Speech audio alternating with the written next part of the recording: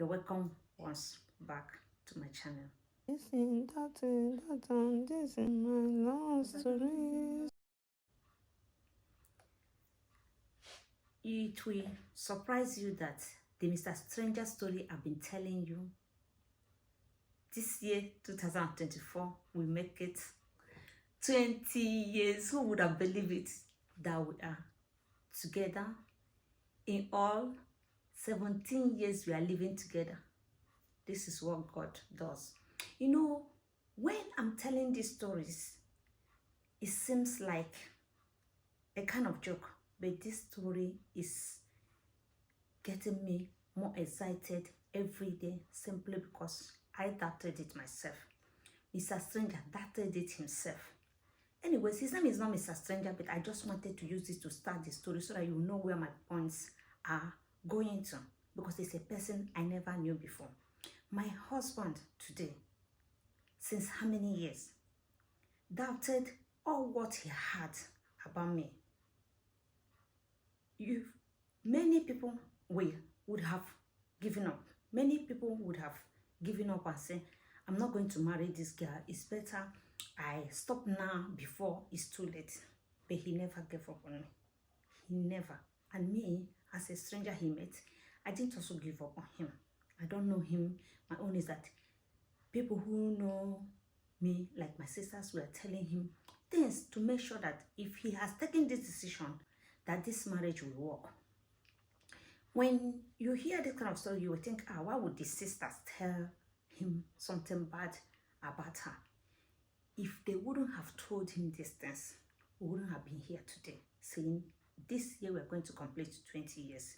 This is the family I came from. They better warn you beforehand so that in future you won't be taken unaware. You have to know what is coming to you before you get there.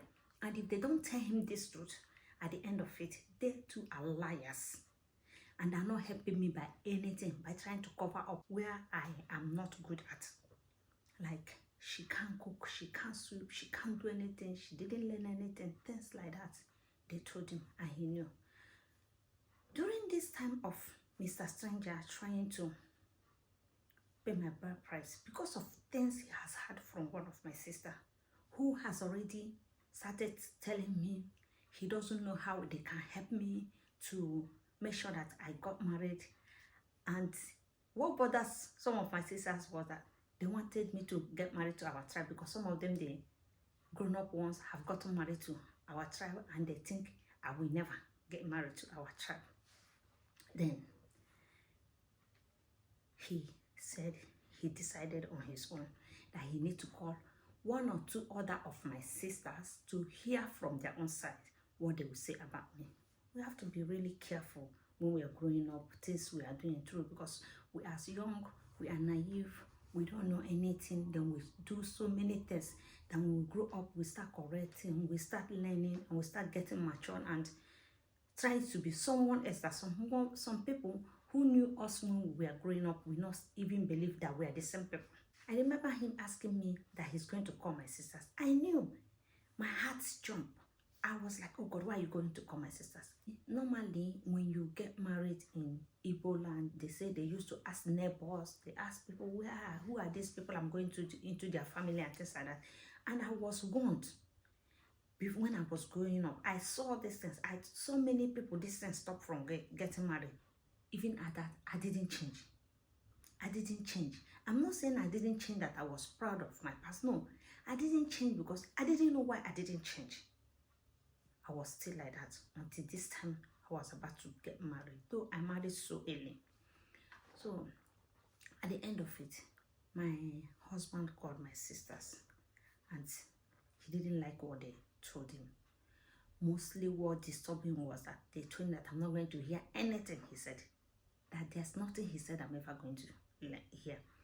And in that time, I was already like growing up, knowing my mistake, knowing I have already taken my mistake as something that I needed to correct in case I would ever decide to get married.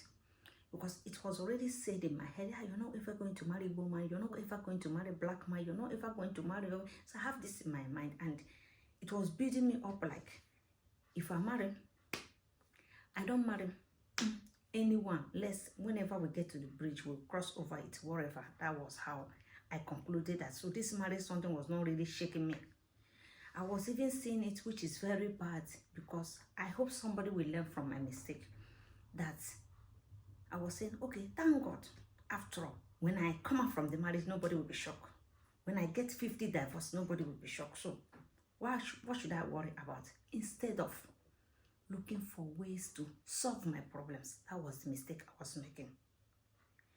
I was like dancing and enjoying in the bad character instead of looking for a way to solve my problems. Then my husband said it pained him that he will call my sisters and they will say this kind of thing. And me, I didn't bear any grudge because I know my sisters. If you even call me about them, I will tell you what you're going to face in future as their husband. So they only meant well. They don't mean bad. They, like I told you, they meant to save my marriage, to save me from stress, heartbreak, and things like that. And mostly to save this person. They don't know who he is. And my mother also used to tell us that when you do this and somebody come here to marry you, I'm going to tell the person the truth. There's no way I'm going to tell the person that you're going to be a perfect wife. At the end of it, you're not going to be a perfect wife. So at the end of it, my husband says that the one that pains him most was calling my parents.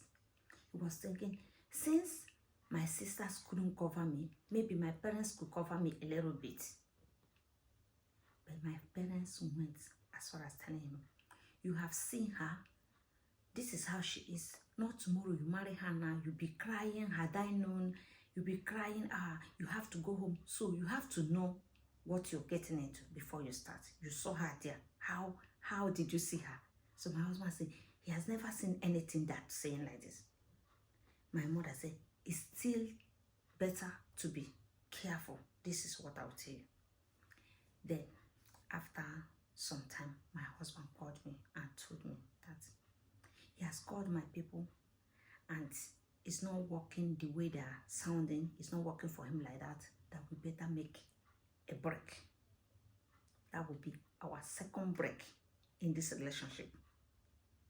That he needed time to think. I said, okay.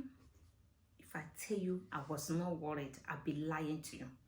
If I tell you my heart was not cutting, if I've told you that I'm not going to miss my love, or I don't want to marry this guy, I'll be the greatest liar. But there's no way I'm going to go and start begging him and say, please, please, please, please. I was saying in my mind, if you give me this chance, I'm going to correct myself. I know I've already corrected many things before this time, because that time I've already lived in Lagos, which I've started correcting so many things of what I used to be. Because I have met people who have encouraged me. I've met people who are not living that way of stubborn and things like that I was living. I've even started correcting myself. Then I get here. I lived with my sister for some time. I've already started being humble, correcting myself. I was just like a new person. But because of what my people know, they wanted to make sure that I'm in a secure place. That nobody is hurt by any chance like divorce, separation, and things like that.